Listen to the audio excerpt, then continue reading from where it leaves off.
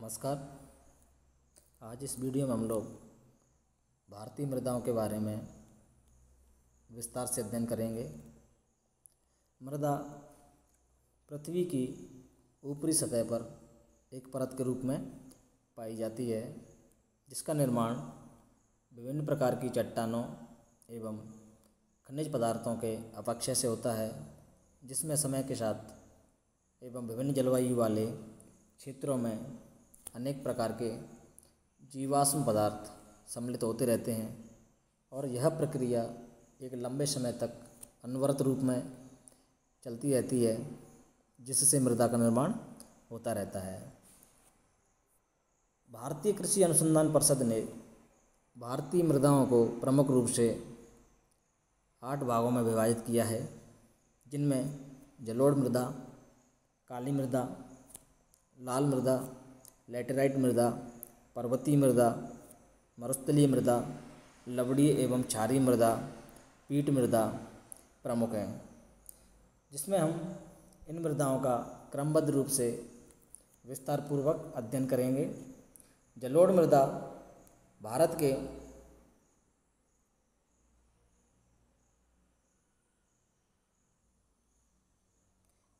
लगभग 7.7 लाख वर्ग किलोमीटर क्षेत्र पर फैली हुई है, जो देश के कुल भौगोलिक क्षेत्र का 24% हिस्सा है।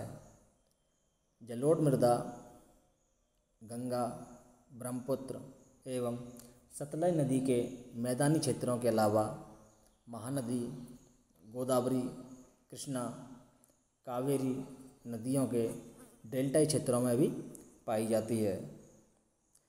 जलोढ़ मृदा एक अकटिबंधीय मृदा है, जिसको नदियां अपने बाढ़ के जल के साथ तलछट निक्षेप के रूप में जमा करती हैं। जलोढ़ मृदा देश की सर्वाधिक उपजाऊ मृदा है, जिसका मुख्य विस्तार उत्तर भारत के विशाल मैदान में है, जहां पर प्रतिवर्ष नदियां बड़ी मात्रा में इस मृदा को अवसाद के रूप में लाकर जमा कर देती हैं। इस मृदा में चूना व पोटाश की मात्रा अधिक पाई जाती है। इसके अलावा इस मृदा के विस्तार की राज्य की दृष्टि से देखा जाए तो राजस्थान, पंजाब, उत्तर प्रदेश, पश्चिम बंगाल, बिहार, उड़ीसा, असम, इन राज्यों में इस मृदा का विस्तार अधिक मात्रा में पाया जाता है। जलोढ़ मृदाओं का रंग सामान्य रूप से धूसर, हल्का भूरा या पीलापन लिए होता है। यह मृदा पादपों के विकास के लिए पर्याप्त पोषक तत्वों से पूर्ण है, अर्थात पादपों के विकास के लिए इस मृदा में पोषक तत्वों की पर्याप्त उपलब्धता मौजूद है। इस मृदा में चूना, फास्फोरस, पोटाश पर्याप्त मात्रा में मिलता है, लेकिन नाइट्रोजन एवं जीवाश्म पदार्थों की मात्रा इस मृदा में नहीं पाई जाती है। इस मृदा की गहराई अधिक होने के कारण यह मृदा उर्वरक शक्ति के लिए विश्व प्रसिद्ध है, जहाँ खाद्यान्न फसलों के अलावा दलहन, तिलहन, रेशेदार फसलें पैदा की जाती हैं। जलोढ़ मृदा को 2 भागों में विभाजित करके देखा जाता है, जिसमें से खादर मृदा एवं बांगर मृदा। खादर जलोढ़ मृदा नवीन जलोढ़ मृदा को कहा जाता है, जिसका जमाव प्रतिवर्ष नदियों के द्वारा किया जाता है। इसके अलावा बांगर जलोढ़ मृदा, या ये कहें कि पुरातन जलोढ़ मृदा, बांगर मृदा जलोढ़ मृदा का पुरातन रूप है। बांगर मृदा का जमाव उन स्थानों पर पाया जाता है जहाँ पर वर्तमान समय में नदी के बाढ़ का जल नहीं पहुँच पाता है। तो इस प्रकार जलोढ़ मृदा भारत की सर्वाधिक उपजाऊ मृदा एवं सर्वाधिक क्षेत्र पर फैली हुई मृदा है। इसके अलावा जो दूसरी हमारी मृदा है वो है काली मृदा। काली मृदा का विस्तार देश के लगभग 5.18 लाख वर्ग किलोमीटर क्षेत्र में फैला हुआ है, जिसका विस्तार मुख्य रूप से महाराष्ट्र, दक्षिण पूर्वी गुजरात, पश्चिमी मध्य प्रदेश, उत्तरी कर्नाटक, उत्तरी आंध्र प्रदेश, उत्तर पश्चिमी तमिलनाडु व दक्षिण पूर्वी राजस्थान प्रमुख हैं। इस मृदा का निर्माण ज्वालामुखी के लावा से हुआ है। इस मृदा में लौहांश एवं जीवांश की मात्रा अधिक पाई जाती है, जिसके कारण इस मृदा का रंग काला है। काली मृदा को रेंगुर मृदा के नाम से भी जाना जाता है, जिसका मतलब होता है काली कपासी मृदा। यह मृदा नमी धारण करने की क्षमता से उत्कृष्ट है, या ये कहें कि इस मृदा में नमी धारण करने की क्षमता उच्च पाई जाती है। लेकिन यह मृदा जब सूख जाती है तो इस मृदा में बड़ी बड़ी दरारें पड़ जाती हैं, जिसके कारण इस मृदा को स्वतः जुताई वाली मृदा भी कहा जाता है। यह मृदा एक अंतरकटिबंधीय मृदा है जो कि काफ़ी उर्वरक है। इस मृदा में कपास की कृषि के अलावा मूंगफली, तंबाकू, गन्ना, दलहन, तिलहन की कृषि भी की जाती है। राज्यवार देखा जाए तो इस मृदा के संगठन में भी भिन्नता पाई जाती है। जैसे महाराष्ट्र में हल्की रंग की व पतले रंग की मृदा पहाड़ी ढालों पर पाई जाती है। इसके अलावा घाटियों में काली मृदा गहरी एवं मोटी होती है, जबकि पश्चिमी घाट के सहारे काली मृदा काफ़ी मोटे संगठन वाली होती है, बजरी के सदृश। मध्य प्रदेश की नर्मदा घाटी में भी काली मृदा की मोटाई अन्य क्षेत्रों की अपेक्षा अधिक होती है। इसके अलावा कपास उत्पादक जो क्षेत्र हैं उनमें काली मृदा की गहराई अधिक होती है। तो इस प्रकार से अलग अलग राज्यों में काली मृदा के संगठन में भी भिन्नताएं पाई जाती हैं। इसके अलावा जो हमारी मृदा का तीसरा रूप है वो है लाल मृदा। लाल मृदा दक्कन पठार के पूर्वी व दक्षिणी हिस्सों में जो कम वर्षा वाले क्षेत्र हैं वहाँ पर पाई जाती है। ये मृदा प्रमुख रूप से तमिलनाडु, कर्नाटक, गोवा, दमन द्वीप, दक्षिण पूर्वी महाराष्ट्र तथा पूर्वी आंध्र प्रदेश व मध्य प्रदेश, छत्तीसगढ़, उड़ीसा, झारखंड के छोटा नागपुर पठारी क्षेत्र में प्रमुख रूप से पाई जाती है। इस मृदा का विस्तार देश के लगभग 5.18 लाख वर्ग किलोमीटर क्षेत्र पर फैला हुआ है। इन क्षेत्रों के अलावा लाल मृदा राजस्थान के पूर्वी भाग, पश्चिम बंगाल के बीरभूमि जिले में, उत्तर प्रदेश के झांसी, ललितपुर, मिर्ज़ापुर एवं बांदा जिलों में तथा मेघालय की गारो, खासी, जैंतिया पहाड़ियों में भी इस प्रकार की मृदा पाई जाती है। इस मृदा का रंग लाल से पीला होता है, अर्थात लोहे का अंश अधिक होने के कारण इस मृदा का रंग लाल होता है। लेकिन जब यह मृदा जल से योजित हो जाती है तो इस मृदा का रंग पीला हो जाता है। इस मृदा में नाइट्रोजन, फास्फोरस तथा जीवांश पदार्थों की कमी पाई जाती है।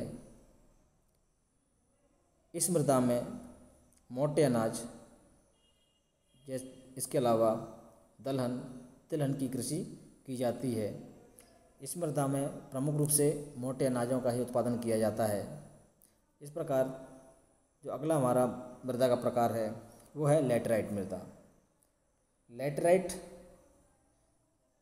मृदा उन भागों में पाई जाती है जहाँ पर वर्षा की मात्रा 200 सेंटीमीटर से अधिक होती है, या फिर ये कहें कि लैटेराइट मृदा उष्ण आर्द्र भागों में पाई जाती है, जहाँ पर आर्द्रता का मौसम एवं शुष्कता का मौसम बारंबार रूप से या ये कहें क्रमबद्ध रूप से आता है।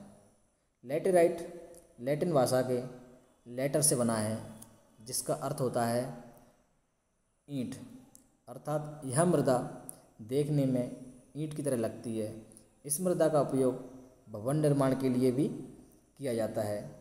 यह मृदा देश के लगभग 1.26 लाख वर्ग किलोमीटर क्षेत्र पर फैली हुई है, जो प्रमुख रूप से पश्चिमी घाट, पूर्वी घाट, झारखंड के छोटा नागपुर को पठारी भाग, गुजरात के काठियावाड़ प्रायद्वीप में इस मृदा का विस्तार पाया जाता है। इस मृदा में लोहा एवं एल्युमिनियम के हाइड्रोक्साइड मिलते हैं, जिसके कारण यह मृदा ईंट के समान कठोर होती है। इसके अलावा लैटेराइट मृदा जिन भागों में पाई जाती है, वहाँ पर वर्षा की मात्रा अधिक होने के कारण निश्चालन की प्रक्रिया होती है, जिसके कारण लैटेराइट मृदा के अनेक तत्व निश्चालन की प्रक्रिया द्वारा पृथ्वी के आंतरिक भाग में निश्चालित हो जाते हैं तथा पोषक तत्व अपरदन से प्रवाहित हो जाते हैं, जिसके कारण यह मृदा कम उपजाऊ होती है। चूने की कमी के कारण यह मृदा अम्लीय प्रकार की होती है, जिसके कारण इस मृदा में प्रमुख रूप से चाय एवं कहवा की कृषि की जाती है। इनके अलावा काजू के बाग भी लैटेराइट मृदा वाले क्षेत्रों में लगाए गए हैं। लैटेराइट मृदा में निश्चालन वर्षा काल में होता है, क्योंकि उस समय वर्षा की मात्रा अधिक होती है, जबकि शुष्क ऋतु में लोहा एवं एल्युमिनियम केश का क्रिया द्वारा पृथ्वी की सतह पर आ जाते हैं, जो सूर्य की तेज रोशनी में इसे सघन व कठोर बनाते हैं, जिसी कारण से ये कहा जाता है कि लैटेराइट मृदा का उपयोग भवन निर्माण में भी किया जा सकता है या करते हैं। इसके बाद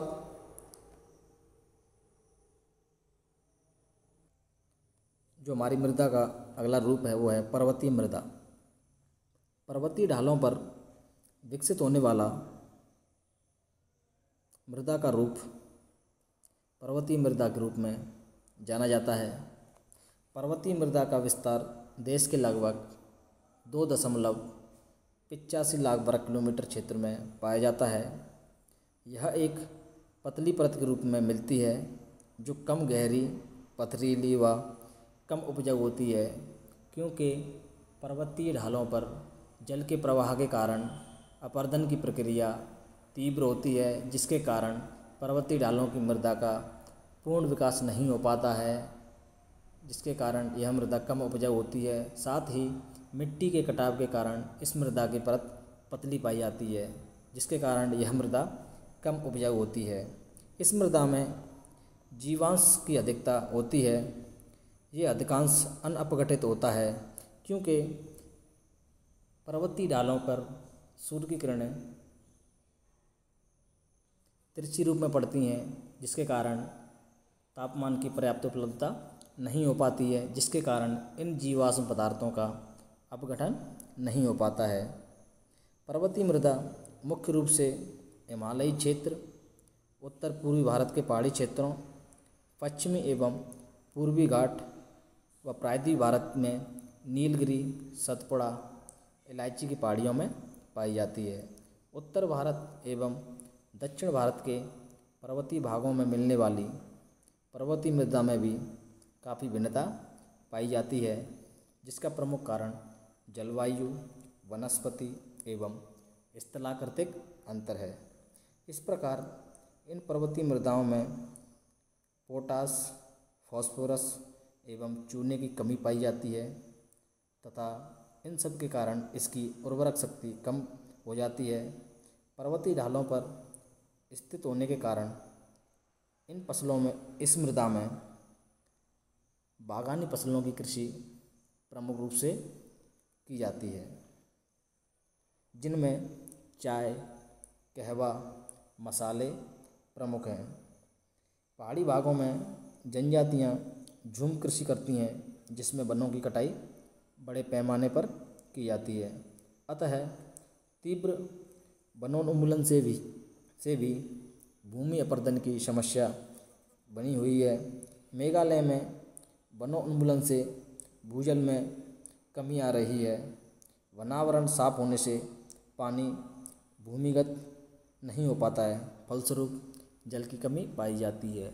अर्थात जो पर्वतीय ढाल हैं उत्तर पूर्वी राज्यों में प्रमुख रूप से, वहाँ पर जनजातियों के द्वारा झूमिंग कृषि की जाती है, जिसके कारण पर्वतीय ढाल वनस्पति आवरण से मुक्त हो जाते हैं, या ये कहें कि उन पर्वतीय ढालों पर वन का आवरण नहीं होता है, जिसके कारण जब वर्षा होती है तो वर्षा के कारण तीव्र गति से अपरदन होता है, और इस अपरदन के कारण मिट्टी अनुपजाऊ होती है तथा जल भी बहकर तीव्र गति से निकल जाता है। अर्थात वनस्पति अगर उस स्थान पर होती तो उस स्थान की मिट्टी पेड़ पौधों की जड़ों से उस स्थान पर संगठित रहती तथा वर्षा का जल भी भूमिगत रूप से संचित होता।